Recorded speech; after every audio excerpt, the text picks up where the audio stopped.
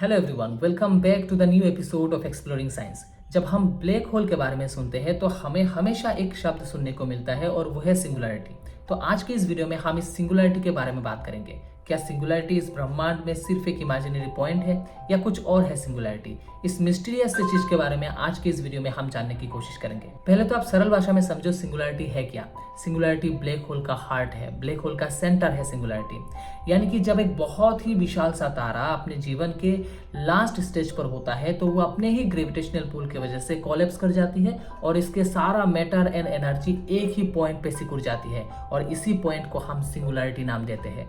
Singularity का जो density है वो इनफाइनाइट होता है, यानी कि जो तारा टूट के सिंगुलैरिटी बनता है उसका सब कुछ सभी मटेरियल एक जीरो वॉल्यूम में आके सिमट जाता है और इसका जो ग्रेविटेशनल पुल है वो भी इनफाइनाइट होती है। यानी कि कोई भी चीज अगर सिंगुलैरिटी में जाके पहुंच जाए तो वहां से वो वापस घूम के नहीं आ सकता, कभी भी नहीं आ सकता, कोई भी चीज नहीं आ सकता।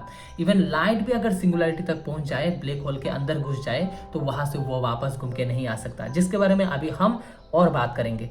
एल्बर्ट आइंस्टाइन के जनरल थ्योरी ऑफ रिलेटिविटी के हिसाब से सिंगुलैरिटी वो पॉइंट है, वो जगह है जहां स्पेस एंड टाइम का कंसेप्ट खत्म हो जाती है, जहां जाकर के स्पेस एंड टाइम का कंसेप्ट रहता ही नहीं है। हमें जितने सारे फिजिक्स के लॉज बनाए, हमने जितने सारे रूल्स बनाए, हमने ये कुछ भी काम नहीं करता सिंगुलैरिटी में पहुंच के। यानी कि सारा सब कुछ जिसके बारे में हमें पता है, जितने भी लॉज हमने फिजिक्स के बनाए, सब कुछ टूट जाता है सिंगुलैरिटी में जाकर के, कुछ काम नहीं करता वहां। यानी कि इस ब्रह्मांड का जो नेचर आज तक हमने समझा है, सब कुछ जाकर के गलत साबित हो जाता है सिंगुलैरिटी में, कुछ काम नहीं करता, वो एक अलग ही यूनिवर्स है।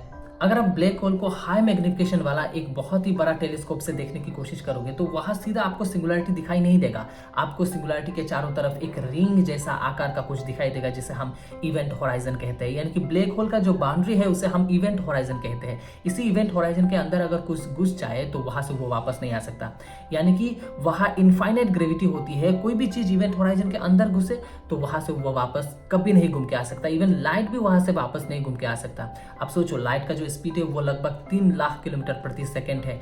वो इतने स्पीड से चलकर भी वहां अगर घुस जाए तो वहां से वापस घूम के नहीं आ सकता। सोचो किस लेवल का ग्रेविटेशनल पुल होगा ब्लैक होल में, सिंगुलैरिटी क्या चीज होगा। अब शायद ज्यादातर लोगों को ये पता नहीं होगा कि ब्लैक होल भी दो तरीके का होता है। एक होता है नॉन रोटेटिंग ब्लैक होल और एक होता है रोटेटिंग ब्लैक होल।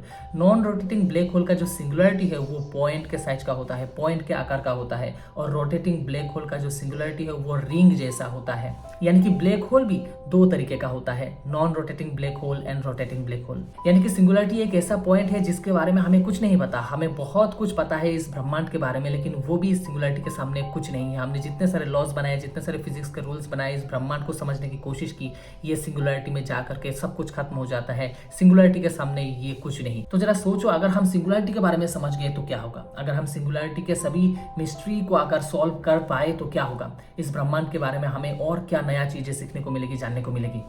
ये बहुत ही इंटरेस्टिंग होगा। आपको क्या लगता है सिंगुलैरिटी के अंदर क्या हो सकता है? क्या हो सकता है उसके अंदर कि हमारे पास जितने सारे नॉलेज है कि वो सब कुछ नॉलेज वहां जाके बंद पड़ जाता है, काम करना बंद कर देता है। तो आखिर सिंगुलैरिटी के अंदर होगा क्या? आपको क्या लगता है? कमेंट में जरूर लिखिएगा।